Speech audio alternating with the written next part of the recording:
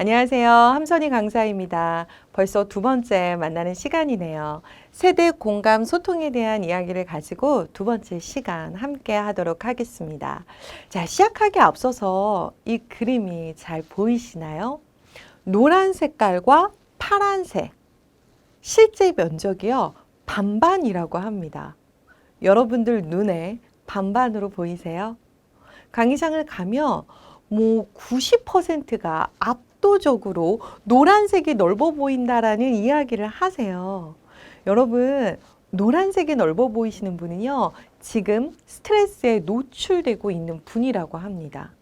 특히나 눈의 컨디션이 안 좋으면은요, 눈의 피로도가 많이 쌓여 있으면 있을수록 컬러가 환한 노란색이 집중돼서 보인대요.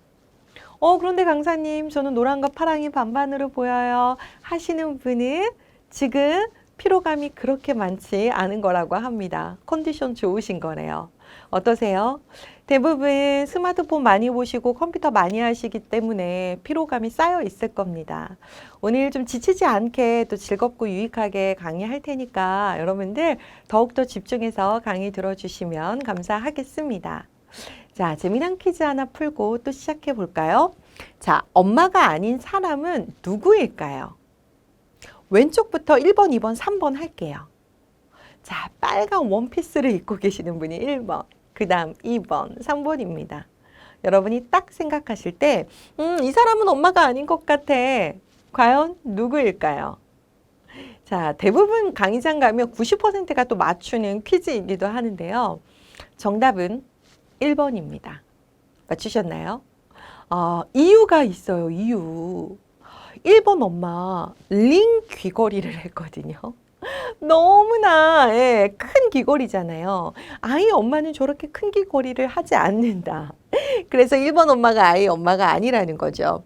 또 2번과 3번은 아이가 새근새근 잘 자고 있어요. 그죠? 1번 엄마는 사진 찍기 위한 목적으로 지금 딱 카메라 앞에 서 있는 듯한 느낌이 듭니다. 자, 어쨌든 여러분들하고 관찰을 했습니다. 오늘 역시 관찰을 해주셔야 돼요. 어떤 관찰? 우리 팀원에 대한 관찰. 그 세대를 좀 이해해 보는 시간을 더 자세하게 갖도록 하겠습니다. 자, 밀레니얼 세대 한번 볼까요? 우리가 소통을 잘하기 위해서 또 밀레니얼 세대를 조금 더 자세하게 이해를 하셔야 되는데, 밀레니얼 세대들이 좋아하는 거는요, 혼밥, 혼술, 혼행 이런 단어예요. 혼자 무언가를 하는 것들이 좀 익숙하죠. 또요, 관택이라는 용어가 있습니다. 관택이라는 거는요, 관계의 권태기가 왔다라는 거예요. 또 그들은 여러 사람하고 무언가를 오랜 시간 작업하고 이런 것들을 부담스러워 합니다. 그런 인맥 관리도 부담스러워 하고요. 그래서 티슈 인맥이라고 해서 일회성의 만남, 필요할 때 찾아서 만나는 만남, 이런 것들도 밀레니얼 세대들은 그들의 가치에는 맞다라는 거죠. 뿐만 아니라 그들은 소유보다 무언가를 갖는 것보다 경험의 가치를 중요하게 여깁니다.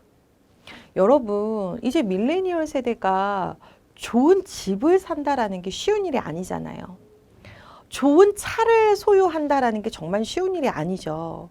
그런 것들은 이미 포기하고 나는 경험의 가치를 두겠어.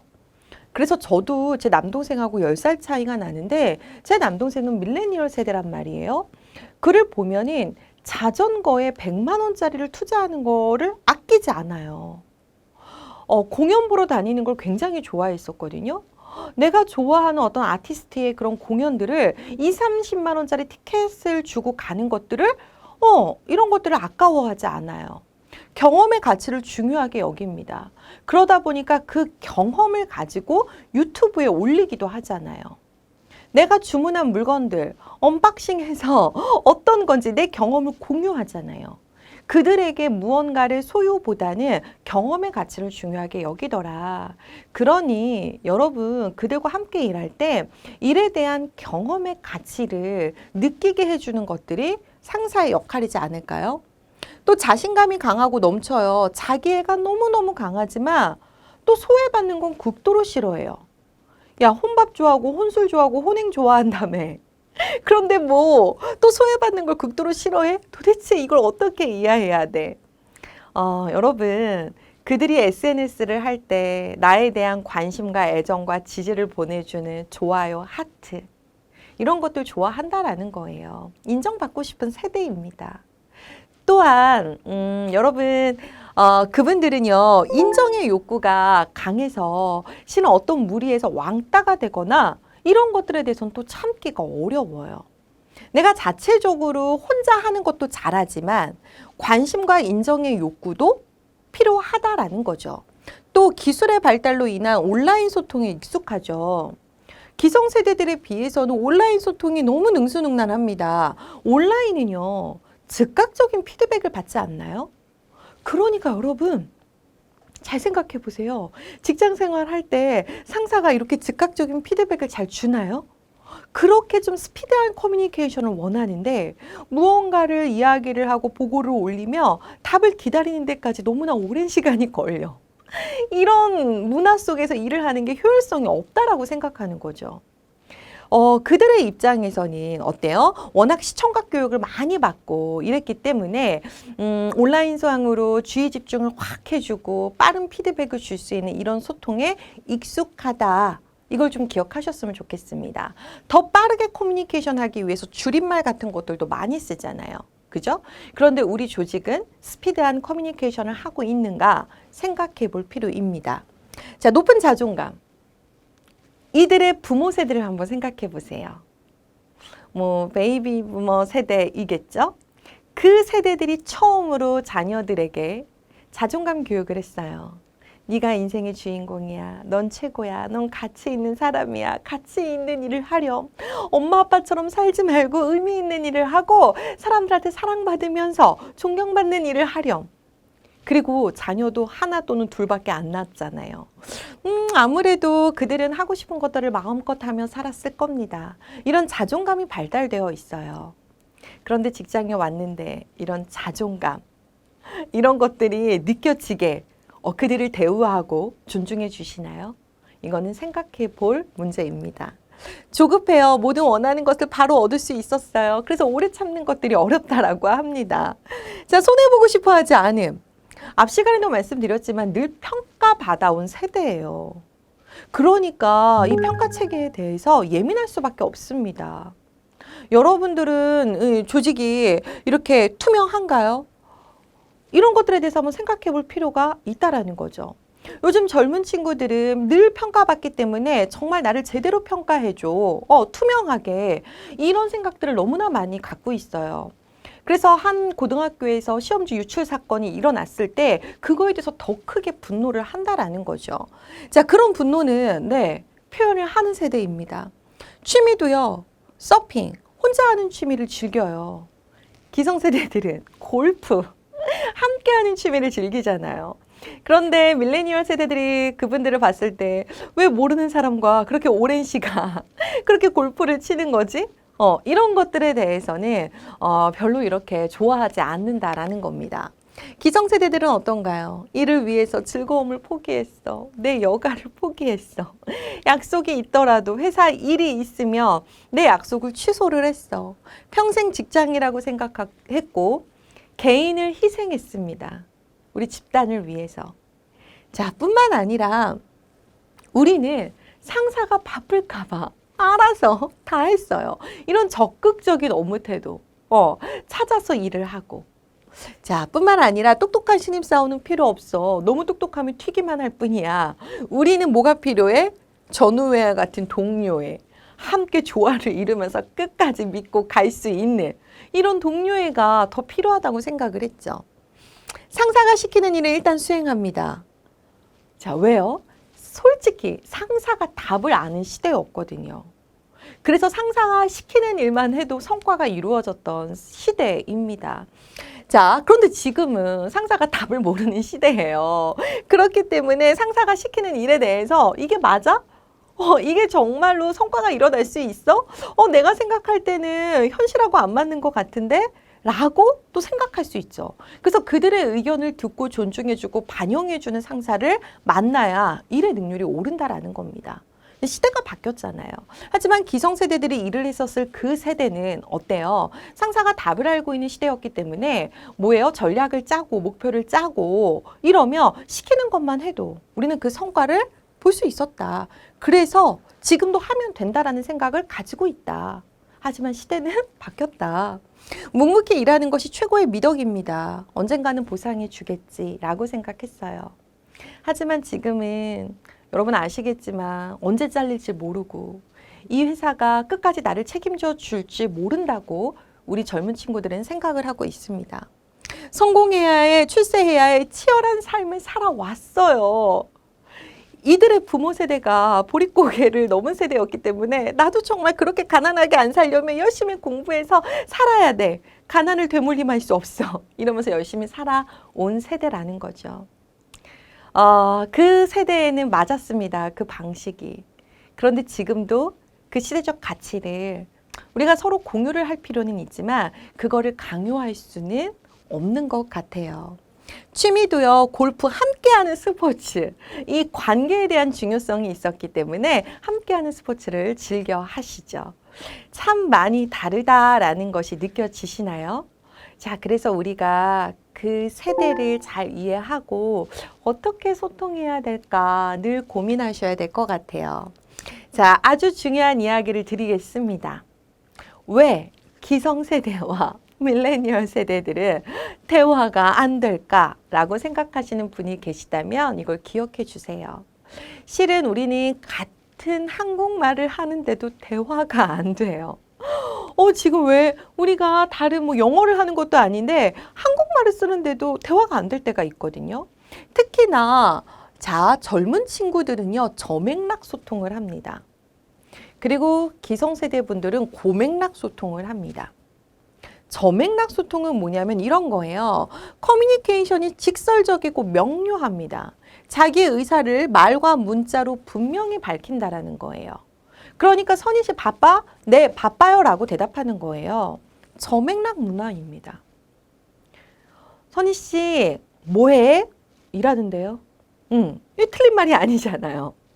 그런데 이 고맥락 소통은요. 선희 씨 뭐해? 라는 말을 할 때 어떤 대답을 듣길 바라는 거예요? 이 말 속에 핵심 메시지가 있거든요.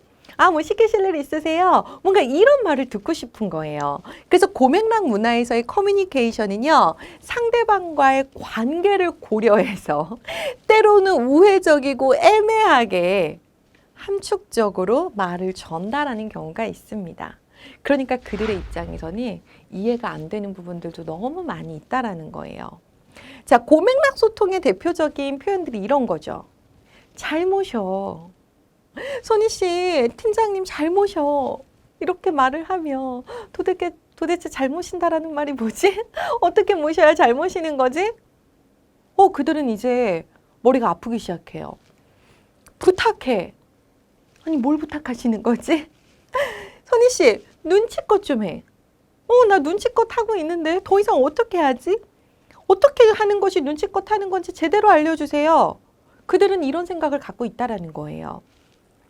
잘 좀 해라. 더 이상 어떻게 잘하지? 여러분, 왜 저맥락 소통을 할까요? 특히 우리 젊은 친구들의 세대를 인터넷 강의를 듣고 자란 세대, 인강 세대라고 하잖아요. 여러분들은 인터넷 강의를 듣고 자랐나요? 저는 인터넷 강의를 듣고 자란 세대가 아니었거든요.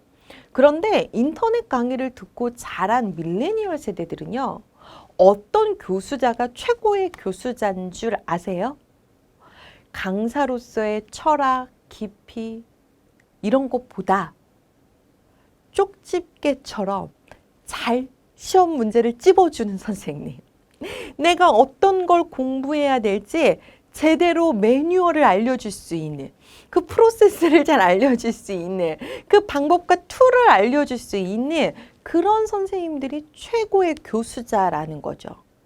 그렇게 교육을 받아온 세대란 말이에요. 그러니까 당연히 저맥락 소통이 익숙하다라는 거죠. 애매모호한 표현들, 이런 것들이 익숙하지 않다라는 거예요. 그런데 여러분들은 어떻게 커뮤니케이션 하고 있나요? 하다 보면 돼. 알아서 해. 잘 좀 해. 이렇게 말하면은요, 어떻게 해야 되는지 방향을 잡을 수 없다라는 거예요. 그래서 기성세대들은요, 맵 세대라고 합니다.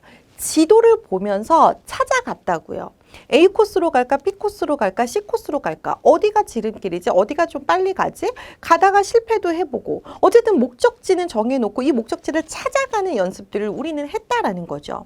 하지만 이 저맥락 소통, 이 저맥락 문화에 익숙한 밀레니얼 세대들은요, 맵 세대가 아니에요. 내비게이션 세대예요. 내비게이션, 내가 저쪽까지 가는 데는 몇 킬로가 걸리고 몇 분 안에 도착할 것이고 우회전 좌회전 해야 되는지 유턴해야 되는지 정확하게 알려줘야 된다라는 거죠. 그러니까 일할 때 너무 애매모호하게 지시를 내리시면 안 된다라는 겁니다. 선희 씨 회의 좀 잘 부탁해. 뭘 부탁하지? 회의를 잘 부탁한다고? 나 뭘 준비하면 되는 거지? 정말 필요한 거를 더 디테일하게 지시를 내리셔야 돼요. 자, 여러분 한번 보세요. 눈치 좀 있어야지. 알아서 좀 잘해. 이건 고맥락 소통이라는 거예요. 눈치로 일하면 스트레스 받아요. 어떻게 해야 되는지 정확하게 찝어주세요. 조금만 버티자. 도대체 얼마나 버텨야 되나요? 지금까지 버텨왔는데 또 버텨야 되나요? 이해가 안 된다라는 거예요. 선희 씨, 올해까지는 우리가 버텨야 돼. 어떤 이유로. 그래서 힘들더라도 올 12월까지는 버텨보자. 그리고 내년도에 다른 방법들을 함께 모색해 보자. 뭔가 정확하게 이야기해 주는 것을 훨씬 더 선호한다라는 겁니다. 자, 그러면 여러분 문제를 한번 풀어볼게요. 자, 고맥락 표현을 저맥락 표현으로 한번 여러분이 바꿔주시는 거예요. 우리 워크샵을 갈 거란 말이죠. 워크샵. 선희 씨, 이번에 워크샵 장소 좀 알아봐 주세요. 그러면 그분들한테는 뭐라고? 워크숍 장소를 알아봐 달라고? 예산은 얼마야? 장소는 어디가 좋아? 리조트로 알아봐? 호텔로 알아봐? 나 제주도 가고 싶은데 제주도 워크숍 장소도 괜찮아? 도대체 어떻게 하란 말이야? 이렇게 지시를 내려서는 안 된다라는 거죠. 그러니까 고맥락 소통이 아니라 더욱더 저맥락 소통으로 명확하게 더 디테일하게 말씀을 해주셔야 돼요. 선희 씨 이번에 워크숍 가잖아. 우리가 첫 번째로 가장 중요한 게 장소 선택이거든. 작년에는 어디로 갔어? 예산이 얼마나 나왔고. 그래서 올해도 작년하고 비슷하게 너무 멀지 않은 곳을 선택했으면 좋겠어. 내가 선택한 곳은 A안 B안이 있는데 한번 전화해서 견적을 알아봐. 그리고 그 정도 규모의 그 정도의 분위기에 더 괜찮은 곳이 있는지 본인이 시안을 한번 알아봐. 그러면 그 세 가지를 가지고 윗분들에게 보고를 드리자. 뭔가 더 디테일하게 지시를 내릴 수가 있거든요. 그러면 A안, B안에 관련돼서 견적도 알아보고 비슷한 C안에 대해서 아이디어도 내고 훨씬 더 업무 능률이 생긴다라는 거예요. 그런데 우리는 어때요? 야, 워크숍 장소 좀 알아봐. 두리뭉실하게 업무 지시를 내리고 난 다음에 그 다음에 왜 이렇게 책임감이 없어? 모르면 물어봤어야지. 이렇게 뒷북치는 대화를 하시면 안 된다라는 거예요. 저맥락 소통 하시길 바랍니다. 자, 그러면 선희 씨 회의 준비를 좀 신경 써서 해주세요. 라고 이야기를 합니다. 어떻게 표현해야 돼요? 도대체 회의 준비를 신경 쓰라는 게 뭐지? 회의할 때 다과를 준비하라는 건가? 아니면 자리 배치를 조금 더 다르게 하라는 건가? 아니면 일찍 와서 준비하라는 건가? 복사본을 여유 있게 가져오라는 건가? 도대체 뭐지? 회의 준비를 좀 신경 써주세요. 어떤 부분을 신경 쓰면 되는 거지? 명확하게 이야기해 주시길 바랍니다. 그래야 그분들이 실행력이 빠른 사람들이잖아요. 그죠?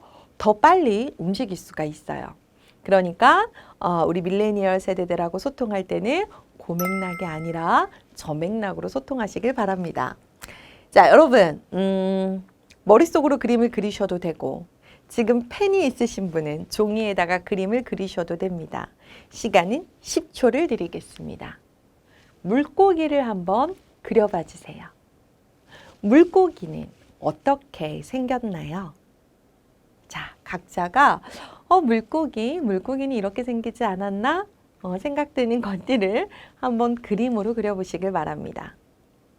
자, 여러분 물고기를 그려주세요 라고 했을 때 강의장에 갔더니 이렇게 그리신 분이 계셨습니다. 깜짝 놀랐어요. 물고기 앞면을 그리신 거예요. 여러분, 니모를 찾아서 애니메이션 캐릭터 앞면이잖아요. 앞면을 그리는 분이 있어요. 또 물고기를 그리세요 라고 했더니 위에서 밑을 본 모습을 그립니다. 광어. 그죠? 더 놀라운 건 물고기 속 모양을 그리시는 분들도 계세요. 뼈대 모양. 다 물고기죠. 맞아요. 요즘 젊은 친구들은 물고기를 그리라고 하면 이렇게 다양하게 그립니다. 그런데 저처럼 40대 이상이신 분들은 물고기를 그려라. 그러면 99% 붕어빵, 옆면을 그린단 말이에요. 여러분, 왜 우리는 옆면을 그릴까요? 가장 많이 봤어요. 가장 많이 경험했어요. 그러다 보니 그것이 맞다라는 착각에 빠진다라는 거죠. 물고기 옆면만 보시면 안 됩니다. 앞도 보고, 옆도 보고, 뒤도 보고, 속도 보셔야 돼요. 저는 물고기 옆면만 보는 상사 때문에 회사를 그만둔 적이 있거든요. 그런데 지금 제가 그런 팀의 리더 역할을 하다 보니 저 역시나 또 물고기 옆면을 보는 그런 실수를 범하더라고요. 여러분들이요, 그 세대를 이해하려면 내가 봤던 물고기 옆이 아니라 다양한 부분을 보기 위한 노력을 해주셔야 돼요. 그래서 리더들에게는 사고의 유연성, 열린 마인드가 꼭 필요합니다. 자, 여러분, 물고기 옆면만 보지 않아야 진짜 공감을 할 수 있어요. 두 번째 이야기 드리고 싶은 건 바로 공감입니다. 이 공감에서 필요한 것이 있습니다. 조망 수용력이거든요. 조망 수용력, 이 단어를 들어보셨나요? 여러분, 아파트 값이 비싸고 좋으려면 조망권이 좋아야 되죠. 한강 뷰가 보이고 자연이 쫙 보일 수 있는 뭔가 이렇게 뷰에 따라서 아파트의 가격 차이가 결정이 되잖아요. 조망권 중요합니다. 사람들의 소통의 질도 이 조망 수용력이 결정해요. 조망 수용력이 좋은 사람이 있어요. 조망 수용력이란 다른 사람의 입장, 인지, 관점을 추론하면서 이해하는 능력이에요. 내 입장이 아니라, 그러니까 물고기 옆면만 보는 게 아니라 앞도 보고 뒤도 보고 속도 보고 다른 사람의 입장, 그 사람의 어떤 인지 과정, 그 사람의 관점에서 생각하고 이해하는 능력. 이 조망 수용력이 발달이 돼야 공감을 하실 수 있다는 거예요. 여러분, 조망 수용력에는요, 세 가지가 있습니다. 첫 번째는요, 공간 조망. 타인의 시각적 관점을 이해하는 거죠. 나의 시각과 후배의 시각은 다르죠. 그죠? 두 번째, 감정 조망. 타인의 감정을 추론하고 이해하는 거예요. 힘들대요. 우리 입장에서는 이게 힘들 일이야? 이 정도 일 같고? 하지만 그의 생각에서는 힘들 수 있잖아요. 그의 감정을 추론하고 이해하는 거예요. 힘들 수 있겠다. 처음 해보는 일이니까. 자, 인지조망. 타인의 사고 과정을 추론하고 이해하는 거예요. 왜 저렇게 부정적으로 생각하지? 이게 아니라 그가 부정적으로 생각할 수밖에 없는 이유. 그의 사고 과정이 있어요. 예전에 긍정적으로 생각하고 뭔가를 시도했다가 엄청 깨진 경험이 있을 수 있고요. 그죠? 그러니까 왜 그가 그렇게밖에 생각할 수 없는지 그의 인지 과정, 그 사고 과정을 추론을 한번 해보라는 거예요. 왜 맨날 안 된다고 얘기해? 이게 아니라 왜 안 된다라고 이야기하는지. 그 인지 과정이 있을 거예요. 불안함이 깔려 있나? 여러 가지들. 자, 이런 것들에 대한 조망 수용력의 발달이 돼야 어때요? 진정한 공감을 할 수 있다는 겁니다. 자, 보세요. 자, 왜 항상 저만 잔업인가요? 왜 항상 저만 잔업인가요? 너무 억울해하고 있어요. 야, 다들 잔업해. 이게 아니라는 거죠. 너만 잔업하는 게 아니야. 나도 엊그제 잔업했어. 이거는 공감이 아니라는 거죠. 이 중에 하나라도 조망 수용력을 발휘하셔서 공감해 주셔야 되는 거죠. 아, 이 친구 입장에서는 공간 조망. 한 달에 2번 있는 것도 잔업이 많다라고 느낄 수 있구나. 남과 비교했을 때 옆에 있는 동료는 이번 달에 잔업을 한 번도 안 했는데 이 친구는 2번이나 했기 때문에 어때? 항상 잔업한다라는 느낌이 들 수 있겠구나. 공간 조망을 발휘할 수도 있는 거잖아요. 그죠? 자, 왜 갑자기 이런 돌발 업무를 주시나요? 너무 곤란합니다. 돌발 업무 이런 것 좀 그만 주세요. 미리미리 주세요. 그죠? 일을 정말 잘하고 싶을 수도 있는 거잖아요. 완벽하게. 그런데 막 이렇게 쏟아져 나오는 어떤 일들을 자기가 처리하려면 어때요? 퍼펙트하게 못할 수가 있잖아요. 잘하고 싶어서 그런 거지. 그런데 우리는 이런 감정들에 대해서 추론하고 이해하냐라는 거예요. 이 일은 팀장님 저희 부서 일이 아니잖아요. 내가 하기 싫어서가 아니라 항상 우리 부서 일이 아닌 것들에 대해서 늘 넘어와. 리더가 의사결정을 잘해주고 업무 배분을 잘해줬으면 좋겠어. 이런 어떤 욕구가 있을 수 있잖아요. 그런데 조망 수용력이 떨어지는 사람들은 그냥 하면 안 돼? 라고 이야기할 거예요. 그죠? 자, 저는 들은 이야기가 없는데요. 야, 너는 왜 맨날 이야기를 못 들어? 이렇게 말하고 싶지만 여러분들 그의 시각적 관점에서 이 이야기가 밑에 있는 직원에게까지는 전달이 안 될 수도 있었겠구나.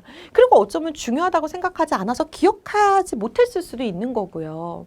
여러 가지 관점에서 그들을 조망해 볼 수 있지 않을까요? 이런 조망 수용력의 발달이 돼야 우리가 제대로 된 공감을 하실 수가 있습니다. 자, 그 다음. 여기서부터는 정말 실천 사항이에요. 여러분. 자, 평가의 언어가 아니라 관찰의 언어를 사용해 주세요. 뭐라고요? 평가의 언어가 아니라 관찰의 언어입니다. 여러분이 오늘 화면으로 만나는 저를 보시면서 무엇을 관찰하셨나요?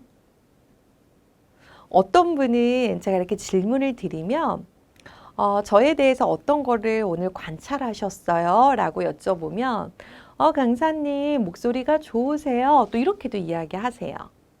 표정이 밝으세요? 이렇게도 이야기하세요. 목소리가 좋으세요? 표정이 밝으세요? 평가일까요? 관찰일까요? 평가입니다. 어떤 사람 입장에서는 별로 표정이 밝다고 생각 안 했는데? 이럴 수 있고요. 목소리가 좋다고 더 좋은 사람을 못 만나봤구나 이렇게 생각할 수 있어요. 관찰의 언어는 다르다라는 거예요.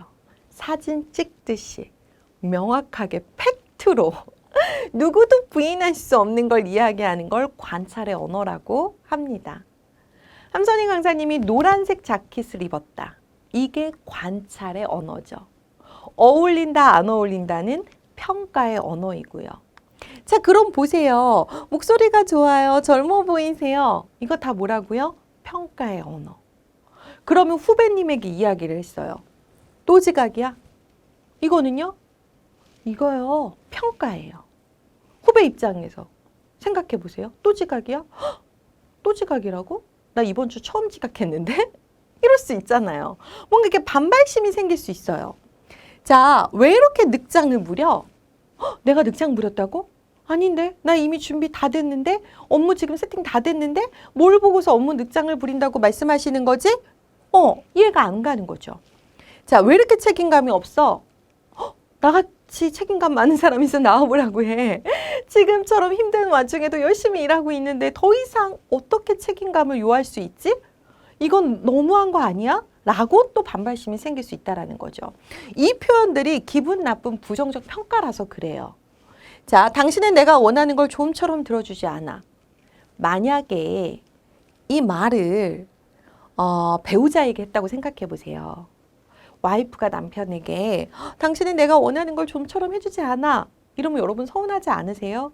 만약에 강의를 들으신 분이 남자라면 내가 왜 해주는 게 없어. 당신 쇼핑하고 싶다고 해서 쇼핑했고 지난번에 여행 가고 싶다고 여행 갔고 내가 가기 싫은 그 카페도 가줬는데 뭘 내가 해준 게 없다라는 거야. 뭔가 또 반발심이 생기잖아요. 이게 다 기분 나쁜 부정적 평가라서 그래요. 그러면 어떻게 얘기해요? 관찰의 언어로. 여러분이 어떻게 늘 후배들한테 좋은 말만 하겠습니까? 부정적인 피드백을 줄 때도 있죠. 그럴 때는 관찰의 언어로 하시라는 거예요. 자, 보세요. 또 지각이야가 아니에요. 9시 30분이다. 이게 관찰의 언어예요. 팩트로 얘기하세요. 왜 이렇게 늑장을 부려? 이게 아니라 선희 씨 아직 내가 어제 보낸 메일이 확인이 안 됐네? 이게 팩트예요. 이게 관찰의 언어예요. 책임감이 없어가 아니라 오늘까지 업무 보고하는 날이었어. 그런데 아무런 보고가 없다. 이유가 뭐냐? 데드라인을 지켜라. 뭔가 이렇게 명확하게 이야기해 주는 게 관찰의 언어라는 거죠.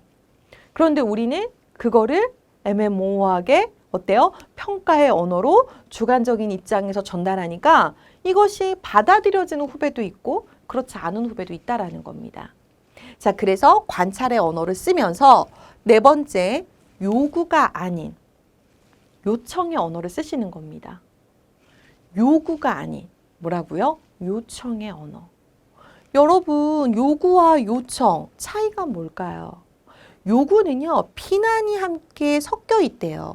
그래서 상대에게 내가 원하지 않는 것을 말하는 거래요. 그러니까 쉽게 이야기해서 뭐 이런 거죠. 자기야, 신발 가지런히 벗어나. 자기야, 술 좀 그만 먹고 다녀. 일찍 다녀. 약간 요구는 비난과 함께 상대에게 내가 원하지 않는 것을 말하는 부정적인 느낌이 있습니다. 요청은 상대에게 내가 원하는 것을 이야기하는 거예요. 자기야, 신발 가지런히 벗어났으면 좋겠어. 자기야, 오늘은 술 안 마시고 일찍 들어왔으면 좋겠어. 이게 요청의 언어죠. 요구와 요청. 여러분은 어떠한 언어를 많이 쓰시나요? 한번 생각해 보세요. 좀 더 꼼꼼하게 체크하라고요, 선희 씨. 이건 뭐예요? 요구라는 거죠. 자, 너 정신 빼놓고 일할래? 요구라는 거예요. 자, 알아서 촉촉할 수 없나요? 보고서 신경 안 쓸래? 다 요구예요. 요청의 언어는 뭐예요? 보고서 쓸 때 레이아웃을 맞췄으면 좋겠어. 보고서를 제출하기 전에 꼭 한번 오타 검토했으면 좋겠어. 이게 요청의 언어라는 거예요. 정신 빼놓고 일할래?가 아니라 메일 보낼 때 첨부 파일이 다 빠져 있었어. 첨부 파일을 다시 보내주면 좋겠어. 네, 진짜 여러분 나이스하게 여러분이 원하는 걸 다시 한번 얘기하는 거예요. 이게 요청의 언어입니다. 물론 우리가 말을 할 때 문장의 끝에 뭐뭐 해주시겠어요? 라고 물음표로 우리가 의뢰형으로 이야기하는 것도 좋겠죠. 하지만 이 요구와 요청의 어떤 기본적인 여러분들 다름을 좀 이해하셨으면 좋겠어요. 요구는 약간 부정적인 뉘앙스가 있다. 그래서 약간 잔소리같이 들린다. 하지만 요청의 원하는 내가 원하는 걸 명료하게 말로 표현을 한다. 기분 나쁘지 않게. 그거를 꼭 여러분이 실천해 주셨으면 좋겠습니다. 여러분, 5번째입니다. 서로의 의견이 다를 때는요, 장염제로 이야기하세요. 장염제? 네. 서로 의견이 다를 때가 있잖아요. 그럴 때 우리가 젊은 밀레니얼 세대들하고 소통하는 방식인데요. 일단은 서로의 의견이 다른데 그 의견을 들었을 때 자, 장점을 이야기하시는 거예요. 그래, 너의 이야기, 그 의견 너무 좋아. 그런 장점이 있지. 나 충분히 공감해. 그래서 첫 번째는 장점으로 이야기하는 거예요. 두 번째는요. 그런데 있잖아. 내가 염려가 되는 상황이 있어. 자, 염려가 된다라는 표현을 하는 거예요. 너의 의견대로 할 경우 이런 부분들이 염려가 돼. 왜냐하면 이유를 표현하는 게 두 번째입니다. 서로의 의견이 달랐잖아요. 그러니까 마지막에 장염제 제안을 하는 겁니다. 이 염려사항을 피해갈 수 있도록 나는 이런 의견을 갖고 있어. 어떻게 생각해? 라고 마지막에 나의 의견을 이야기하는 거예요. 여러분, 우리도 젊은 친구들이 말씀드렸지만 또 자존감 교육을 엄청 많이 받은 친구들이에요. 막상 내 의견을 냈는데 갑자기 무시당하거나 이러면 더 이상 어때요? 적극적으로 또 다른 아이디어를 내고 싶어 하지 않는다라는 거죠. 그들의 이야기에 있어서 충분히 공감하고 인정한다라는 그들을 높여줄 수 있는 대화가 우리들에겐 필요해요. 이거는 세대를 막론하고 그 누구를 만나더라도 필요한 스킬이에요. 자, 그래서 보세요. 외주업체에 맡겨요. 후배가 얘기해요. 여러분의 생각. 무슨 소리야. 직접 해야지. 직접 해야지, 우리가. 만약에 상사가 이런 생각을 갖고 있어요. 그럼 어떻게 장염제로 이야기할까요? 아, 선희 씨, 외주업체에 맡기면 너무너무 좋지. 아마가 우리가 하는 것보다 퀄리티가 더 좋게 성과가 나올 거야. 맞아. 그런데 내가 염려가 되는 건 외주업체에 맡기게 되면 그 비용적인 부분들, 그게 걱정을 안 할 수가 없어. 지금 최대한 예산을 받아올 수 있는 상황이 이것밖에 안 돼. 그래서 우리가 하면 좋겠어. 내가 고민하기로는 우리 둘이서 이 작업을 하긴 너무나 어려우니 내가 제안을 한번 해볼게. 인원을 더 보충해 줄 테니 이번 프로젝트는 우리가 함께 하는 것으로 해보는 건 어떨까? 라고 마지막에 제안을 하는 거죠. 이게 장염제 대화법이에요. 그러면 그들의 의견도 존중받으면서 또 다른 어때요? 제안을 들으면서 좀 더 기분 좋게 받아들일 수 있다라는 거죠. 팀장님, 업체를 바꿔야 될 것 같아요. 후배가 이야기해요. 지금 함께 일하고 있는 업체를 바꿔야 된대요. 자, 그러면 여러분의 생각은 지금은 무리입니다. 라는 얘기를 하고 싶다라는 거예요. 어떻게 표현을 할까요? 물론 왜 업체를 바꿔야 될 것 같은지 이유를 듣죠. 그러면서 그 이유를 들으면서 맞아, 업체를 바꿔야 하네. 충분히 당신의 생각이 맞아. 실무를 담당하고 있는 당신의 입장에서는 업체를 바꾸는 게 맞는 말인 것 같아. 일단은 장점, 그들의 이야기를 공감하면서 얘기해 주세요. 그리고 염려가 되는 사항은 갑자기 올해 업체를 바꾸게 되면 신규 업체가 우리 회사랑 일하는 데 있어서 좀 더 적응하는 데 시간이 걸리잖아. 한 평균 5, 6개월이 걸린단 말이야. 그럼 5, 6개월이라는 시간을 우리가 줄 수 있을까? 아직 시간적인 여유가 없을 것 같은데 기존 업체는 우리가 이제 척하면 척하고 알아듣는데 신규 업체는 아직 그런 시간들이 필요하잖아. 그래서 업체 바꾸는 건 내년쯤으로 넘어가고 올해 그 좋은 업체에 한두 군데를 선정하면서 같이 보는 건 어떨까라고 이야기할 수도 있는 거죠. 이런 식으로 상대방과 이야기를 나눌 때, 의견이 다를 때 먼저 내 생각을 이야기하는 것이 아니라 존중의 표현을 충분히 하신 다음에 염려가 되는 사항은 이라고 얘기해 주세요. 그리고 그 염려를 피해갈 수 있는 제안은 마지막에 하시는 겁니다. 자, 어떤 사람에게 끌릴까요? 끌림의 요인이 있다면 과연 뭐가 있을까요? 그 꼭 끌림의 요인에 대해서 알아봤습니다. 미국의 한 심리학자가 사람과 사람이 만나는 데 있어서 끌리는 사람, 이거에 대해서 조사를 했는데요. 5위가 바로 돈이라고 합니다. 여러분 어떠세요? 씁쓸하죠? 네. 돈 많은 사람에게 끌린대요. 우리는 돈 때문에 차별 대우를 받는데요. 맞나요? 그런 걸 경험해 보신 분이 있다라고도 많이 이야기를 하세요. 예전에 EBS 다큐에서 이런 비슷한 실험을 한 적이 있었거든요. 인간의 두 얼굴이라는 주제를 가지고 사람은 정말 이 돈 때문에 차별 대우를 하나? 막 이런 것들이 있었어요. 뭐 예를 들어 이런 실험을 한 거죠. 차종을 가지고 사람들은 차별 대우를 할까? 그래서 이런 실험을 했습니다. 경차하고 고급 승용차. 횡단보도에 있어요. 그런데 이 횡단보도의 불이 빨간색에서 파란색으로 바뀌잖아요. 파란색으로 바뀔 때 차가 출발을 안 하는 거예요. 그럴 때 뒤에 있는 운전자는 몇 초를 여유 있게 기다릴 수 있을까? 뭐 예를 들자면 경차다. 파란불로 바뀌었어요. 몰래카메라를 설치하고. 그런데 이 차가 출발을 안 하는 거예요. 그때 뒤에 있는 운전자는 얼마나 여유 있게 기다릴까? 빵 하고 이 크락션을 언제 울릴까? 평균 2초. 똑딱 똑딱 빵. 그래도 안 가요. 어때요? 빵빵. 그런데 고급 승용차예요. 똑같은 자리, 똑같은 상황이에요. 그런데 파란불로 바뀌었는데 안 가죠. 그럴 때 뒤에 있는 운전자는 몇 초를 기다리는가? 평균을 냈더니 5초라고 합니다. 사람들은요, 이 돈 때문에 차별 대우를 받는데요. 안타깝죠. 자, 4위. 뭘까요? 4위는 바로 외모입니다. 외모, 예쁜 사람에게 끌리겠죠. 여러분 오늘 강의를 하는데 제가 아니라 아이유 씨가 강의를 한다면, 수지 씨가 강의를 한다면 여러분들은 열심히 강의를 들으시겠죠? 자, 사람들은 이 외모도 끌림의 이유가 된다라는 거예요. 자, 자, 3위입니다. 3위. 땡땡 수준. 뭘까요? 땡땡 수준. 집안 수준? 생활 수준? 지적 수준이라고 합니다. 자, 여기서 말하는 지적 수준은 가방끈의 길이가 아니에요. 그 분야에 대해서 얼마나 경험과 노하우가 많이 있느냐 이거예요. 저는 취미가 캠핑이거든요. 그래서 캠핑에 대해서 많은 것들을 알고 있는 사람한테 끌리더라고요. 여러분 어때요? 저는 개를 키워요. 대형견. 35kg나 나가는 대형견을 키웁니다. 그래서 저는 어떤 사람에게 끌릴까요? 개에 대해서 아는 것들이 많은 사람.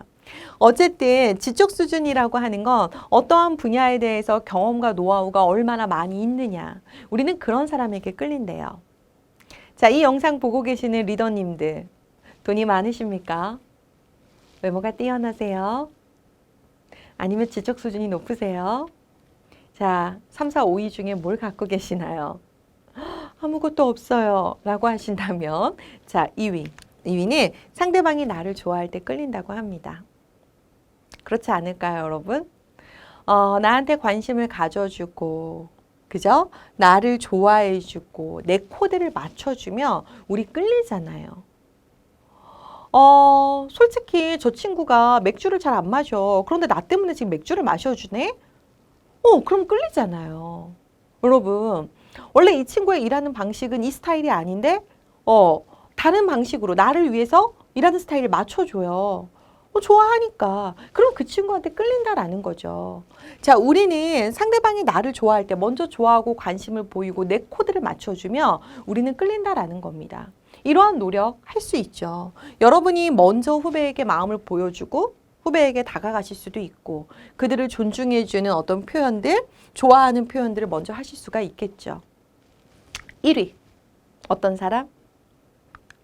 따뜻한 사람에게 끌린다라고 합니다. 여러분, 우리도 이걸 꼭 기억해야 돼요. 자, 따뜻한 사람. 주변에 따뜻한 사람 있나요? 한번 떠올려 보세요. 제 주변에 따뜻한 사람들이 여럿 있거든요. 그래서 저는 고민해 봤어요. 이들의 공통점이 뭐지? 따뜻한 사람들? 소통할 때 공통점이 있나? 있었어요. 따뜻한 사람들의 대화법은요, 절대로 내가 하고 싶은 말을 먼저 하지 않아요. 그가 듣고 싶은, 상대가 듣고 싶어 하는 말을 먼저 해줍니다. 그게 따뜻한 사람들의 특징이더라고요. 예를 들어 제가 강의장을 가잖아요. 그러면 어떤 분들은 강사님 오시느라고 고생하셨어요. 운전 오래 하셨죠. 식사는 하셨나요? 따뜻한 말 한마디. 그런데 어떤 분들은 강사님 저는 누구누구입니다. 명함 딱 주시고 오늘 교육 너무 중요합니다. 교육생 명단입니다. 바로 이렇게 업무적으로 이야기하시는 분이 있어요. 긴장감을 갖고 강의를 들어가게 하시는 분이 있다라는 거예요. 여러분, 이 따뜻함이라는 건 우리가 꼭 실천해야 되는 부분이에요. 후배가 어제 야근을 했어요. 여러분들은 그 다음날 뭐라고 이야기하시겠어요? 어제 그 작업 다 완료됐어? 메일 보냈지? 이렇게 내가 하고 싶은 말을 하시는 분이 있고요. 어떤 분은 고생했다, 애썼다, 어제 몇 시까지 일했니? 라고 하면서 정서적으로 어때요? 케어를 해주시면서 내가 하고 싶은 말을 뒤에 하시는 분이 있어요.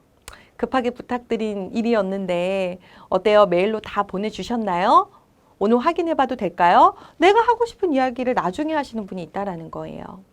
그래서 상대방을 배려하는 어떤 따뜻한 말 한마디 우리 필요한 것 같습니다. 여러분들하고 마지막으로 다루고 싶은 주제는 바로 이 따뜻함을 줄 수 있는 스트로크입니다. 스트로크, 심리학 용어입니다. 인정 자극이라는 뜻입니다. 쓰다듬다, 접촉하다, 어디에 영향을 주다 라는 뜻이기도 하는데요. 한마디로 말해서 인정 자극이에요. 우리가 하는 말, 언행, 스킨십, 표정, 모든 것들, 상대의 존재 가치를 인정해주는 자극은 우리가 스트로크이라고 합니다. 여러분은 오늘 저에게 긍정의 스트로크를 느끼셨으면 좋겠어요. 스트로크는요, 부정적 스트로크가 있고 긍정적 스트로크가 있거든요. 스트로크가 인정 자극이잖아요. 그런데 이런 긍정적 스트로크가 좋아요. 칭찬하고 사과하고 인정하고 존중하고 격려해주고 공감해주는 표현들. 이런 표현들이 너무 좋아요. 그런데 부정적 스트로크를 주시는 분들도 있어요. 명령, 지시, 비난, 경고, 위협, 둘러대기, 충고, 제안. 상대방을 들으려고 하지도 않는데 혼자 막 제안을 해요. 이렇게 해봐, 저렇게 해봐. 비교하기. 이런 자극들은 부정적 스트로크라는 거죠. 여러분, 긍정적 스트로크를 주셔야 됩니다. 그 비율이 5대1의 비율. 이럴 때 우리들의 신뢰 관계가 깨지지 않는다라는 거예요. 어떻게 늘 리더가 상사가 후배들에게 긍정 스트로크만 주겠어요? 물론 이런 부정적 스트로크 줄 수 있습니다. 하지만 스트로크의 비율이 5대1의 비율일 때 이 관계가 어때요? 오래 지속된다라는 거예요. 신뢰를 가지고.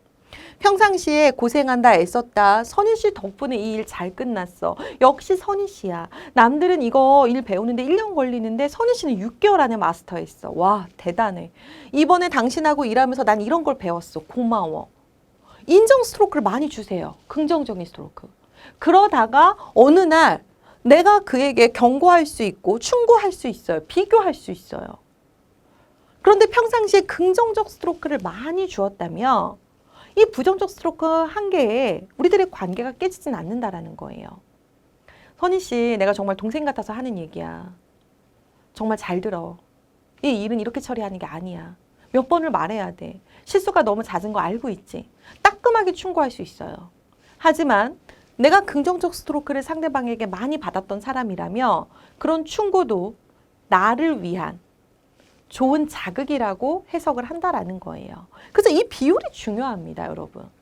자, 평소 상대방을 주연으로 만들어주세요. 그들은 자존감이 강한 친구들이에요. 본인도 인정받고 싶어요. 그러니까 본인들의 일상을 SNS에 올리고, 그쵸? 이 밀레니얼 세대들, 내 인생의 주인은 나야. 내가 주연이었으면 좋겠어. 이런 생각 많이 갖고 있습니다. 그죠? 조직을 위해 나를 희생하라고 하지 마. 나의 개인의 성장도 너무 중요한 사람이야. 라고 생각합니다. 여러분, 긍정적 스트로크를 많이 주세요. 이게 상대방을 주연으로 만들어주는 거예요. 언제까지나 너희들이 조연처럼 비춰지는 표현들을 하지 말라라는 겁니다. 아, 왜 이렇게 주인의식이 없어? 라고 말씀하지 마시고 주인의식을 가질 수 있게 그들을 주연으로 만들어줄 수 있는 대화를 여러분이 먼저 실천해 주시면 어떨까요? 이 스트로크는요, 조직의 문화입니다. 여러분 잘 생각해 보세요. 리더가, 상사가 평상시에 어떠한 언어를 많이 하느냐가 팀의 분위기, 그죠? 환경을 만들고 그것이 문화로 이루어진다라는 거예요. 가정에서 부모가 자녀에게 어떠한 스트로크를 주느냐가 우리 집안의 문화가 된다라는 겁니다. 그래서 이 스트로크는 너무너무 중요한 부분이에요. 그래서 이직을 부르는 상사의 말이 있습니다. 오이, 내가 너 다 잘 되라고 하는 말이야. 이게 이직을 부르는 말이래요. 자, 4위, 내가 언제? 나 기억이 안 나는데? 책임 회피하는 상사들이 있어요. 3위, 그냥 하라는 대로 해. 그냥 하라는 대로 해. 하라는 대로 해갖고 잘 된 적이 있나요? 그들은 막 이런 이야기도 하고 싶겠죠. 2위, 알아서 하세요. 알아서 하라고? 그럼 책임지실 건가요? 그들의 입장. 1위, 이것밖에 못해? 아니, 뭘 알려주고 제대로 방향을 설명해주고 말씀하셔야죠. 예, 저는 이것밖에 안 해요. 그렇게밖에 못 배웠어요, 회사에서. 어쩌면 그럴 수 있다라는 거죠. 자, 그러면 긍정 스트로크는 뭘까요? 통하는 상사의 말. 어떤 말을 듣고 싶어 할까요? 여러분 한번 생각해 보세요. 와, 직장에서 상사가 이렇게 말을 해주면 좋겠어. 업무 의욕이 생기겠어. 어떤 표현일까요? 여러분, 저는 이거 보고 깜짝 놀랐어요. 5위, 나 내일 휴가야. 나 내일 출장 가. 회사에 일주일 동안 안 나와. 와, 이런 말 들으면은요, 일이 더 잘 된대요. 당신이 없어야 내가 정말 일을 잘할 수 있겠다. 당신이 없을 때 내가 주인의식이 생긴다. 이런 말이죠. 자, 4위. 괜찮아. 실수할 수도 있지. 실수할 수 있어. 그 실수를 허용해 주세요. 심리적인 어떤 안정감. 왜냐하면 말씀드렸던 것처럼 밀레니얼 세대들은 계속 평가를 받아왔다고 했잖아요. 그러니까 평가를 잘 받기 위해서 내가 성공 가능성이 있는 거에 어때요? 실행을 하지. 그렇지 않은 거에 모험을 감수하면서까지 하고 싶지는 않다라는 거예요. 이 실수를 허용해 주세요. 3위, 어려운 일 있으면 언제든지 말해. 언제든지 말해. 자, 2위, 빨리 퇴근 안 하고 뭐해.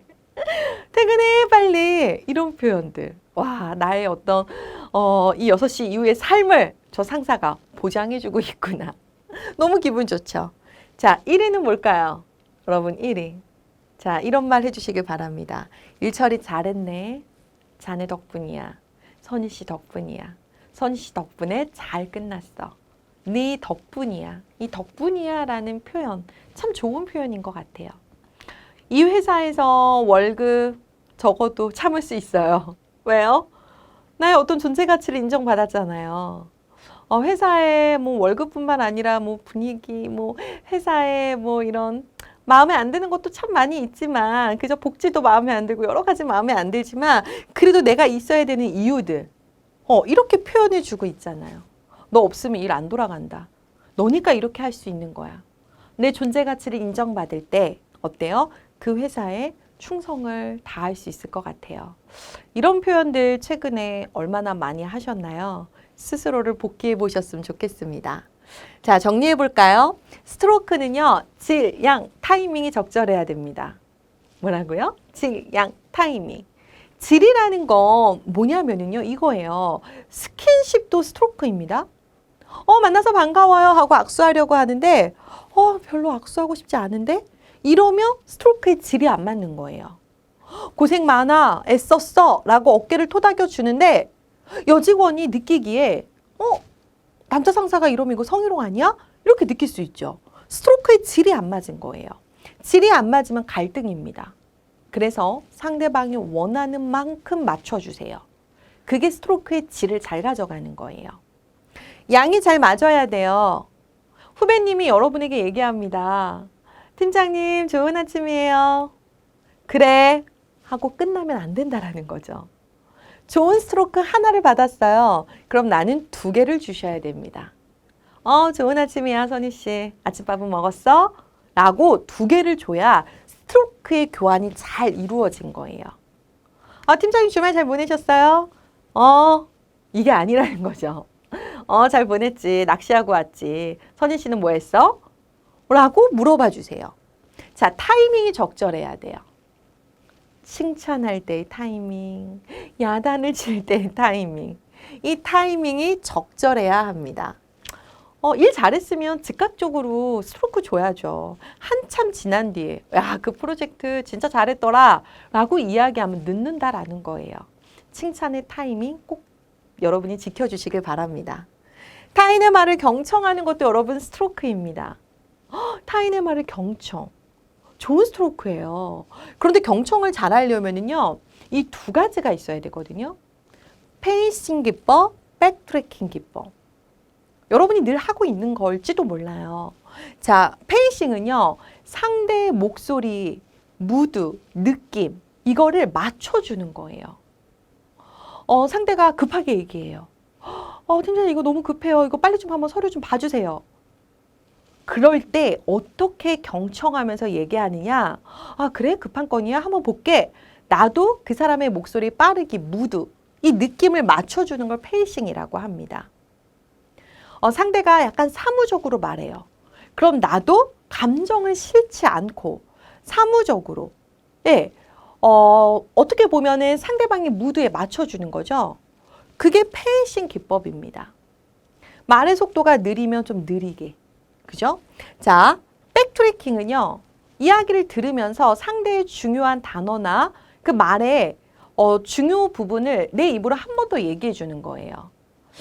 그 업체에서 계약을 연장하고 싶다고 말했다고 중요한 단어나 어떤 문장들을 한 번 더 내 입으로 얘기해 주는 거예요. 이번에 그래서 계약서를 수정하길 원한다고. 이번에 좀 더 무리한 부탁을 했다고. 상대방의 이야기를 들을 때 잘 들었어 라는 어떤 여러분들의 응대 표현들을 백트래킹으로 해주시면 훨씬 더 좋죠. 자, 마지막입니다. 피드백을 줄 때. 여러분, 후배들한테 피드백을 줄 때가 있잖아요. 3위자 기법으로 전달해 주세요. 오늘의 마지막 제안입니다. 3위자 기법. 특히나 뭔가 개선을 위한 피드백을 줄 때가 있잖아요. 이렇게 해봐, 저렇게 해봐. 일방적인 의견을 주는 것이 아니라 삼위자 기법, 사실을 말하는 거예요. 지금 현재 상태, 팩트. 이렇게 될 때 미치는 영향, 이런 게 안 좋아져. 그래서 자세한 방향, 내가 원하는 방향은 이래. 이렇게 해줬으면 좋겠어 라고 표현하는 게 삼위자 기법입니다. 예를 들어 제가 같이 일하고 있는 팀원이 강의를 갔다 왔는데 평가가 너무 안 좋게 나온 거예요. 그때 저는요, 이렇게 이야기를 합니다. 쌤, 이번에 땡땡 업체 강의 간 거 평가가 5.0 만점에 3.8이 나왔어. 그러면 사실이에요. 3.8이라는 이 피드백이 정말로 강의를 못했다라는 걸 서로 인지하고 있는 점수란 말이에요. 그래서 걱정이 좀 돼. 다음번에도 그 업체 그 평가가 나오면 강사 교체권이 이루어질 수 있어. 나는 이 강의를 그 누구보다도 당신이 더 신경 써서 오랫동안 준비해 온 걸 알잖아. 그래서 교수법을 바꿔서라도 다음번 강의는 평가를 올렸으면 좋겠어. 이론을 빼고 사례 위주로 넣어주는 건 어떨까? 라고 자세한 방향으로 설명하는 거죠. 그죠? 처음부터 내 의견을 말하는 것이 아니라 서로 사실을 인지하고 미치는 영향력. 그래서 어때요? 우리는 변화해야 돼. 근데 내가 원하는 방향이 내가 답을 알고 있다면 그 자세한 방향으로 이야기를 하는 겁니다. 그래서 여러분들이 부정적 피드백을 줄 때는 이 기법도 생각해 보시면 도움이 될 것 같아요. 여러분, 행복의 조건이 직장 내 인간관계라고 합니다. 급여 조건이나 근무 조건은요, 우리들의 불만 요인이 돼요. 하지만 그것이 퇴사 요인은 아닙니다. 이미 알고 들어왔거든요. 하지만 직장 생활할 때 사람과의 관계가 틀어져 버리면 이것이 힘들면 직장 생활이 고통이 돼요. 그래서 이거는 퇴사할 수밖에 없는 이유가 된다고 합니다. 우리 직장인들이 행복감을 조금 더 느낄 수 있게 좋은 관계를 여러분들이 만들어 주시면 어떨까요? 나는 회사복은 잘 모르겠지만 정말 인복은 있는 것 같아. 저런 선배 만나서, 저런 상사 만나서 내가 정말 일도 많이 배웠고 많이 성장했어. 이런 말을 들을 수 있다면 최고의 리더 아닌가요? 오늘의 강의를 정리하도록 하겠습니다. 세대 공감, 이 이야기를 드렸어요. 한 개인의 문화는 20대 중반이면 결정이 된다. 그래서 20대 중반 전에 그 시대에 어떤 경험들을 했었는지 시대적 가치를 이해하는 것이 너무 중요하다라는 이야기를 드렸고요. 9대1의 법칙. 90%의 사람은 타문화를 존중하고 수용하지 않는다. 하지만 10%의 사람들은 타문화를 존중하고 수용하고 이해하고 받아들인다라는 거예요. 여러분, 나와 다른 그 세대의 문화를 존중해 주시기를 바랍니다. 자, 그런데 요즘 이런 말이에요. 이해의 시대를 넘어 수용의 시대로 간다. 그냥 이해하지 말고 그가 그럴 수밖에 없는 그 자체를 그냥 수용해, 받아들여. 이런 이야기를 합니다. 나와 다른 세대에서 자랐잖아요. 그들의 경험적 가치들을 있는 그대로 인정하고 수용해 주셨으면 좋겠어요. 우리가 함께 나눈 어떤 소통 스킬이었죠. 그들은 인터넷 강의를 듣고 자란 인강 세대이기 때문에 어때요? 고맥락이 아니라 저맥락으로 소통하라. 좀 더 명료하게, 디테일하게. 그래서 내비게이션 세대에 맞춰서 정확하게 지시를 내려줘라. 공감의 언어를 보여주세요. 그러려면 조망 수용력이 발달이 돼야 됩니다. 그리고 평가를 할 때 평가의 단어가 기분 나쁘게 들릴 수 있고 주관적인 평가가 될 수 있으니 언어 사용을 할 때 관찰의 언어로 표현해 주세요. 또 지각이야? 이게 아니라 이건 평가의 언어였죠? 9시 30분이다. 이게 관찰의 언어입니다. 요구가 아닌 요청의 언어를 사용해 주세요. 부정적인 뉘앙스로 뭐뭐 하지 말라고 했잖아. 이런 표현들이 아니라 내가 원하는 것들을 요청해 주세요. 서로의 의견이 다를 때는 내 의견을 먼저 말하기보다 장염제 대화법. 그래, 너의 의견에 이런 장점이 있어. 그런데 염려가 되는 사항은 이런 거야. 그래서 내가 제안하는 건 이런 게 있어. 생각해 보자. 이렇게 표현을 해주시면 좋을 것 같아요. 끝으로 긍정적 스트로크. 스트로크는 인정 자극이라고 했습니다. 상대에게 줄 수 있는 긍정적 스토크들을 실천해 주셨으면 좋겠습니다. 함께했던 2시간의 시간이 여러분들에게 유익했으면 좋겠고요. 우리가 또 기회가 되면 다음에 또 만나 뵙도록 하겠습니다. 수고 많으셨습니다.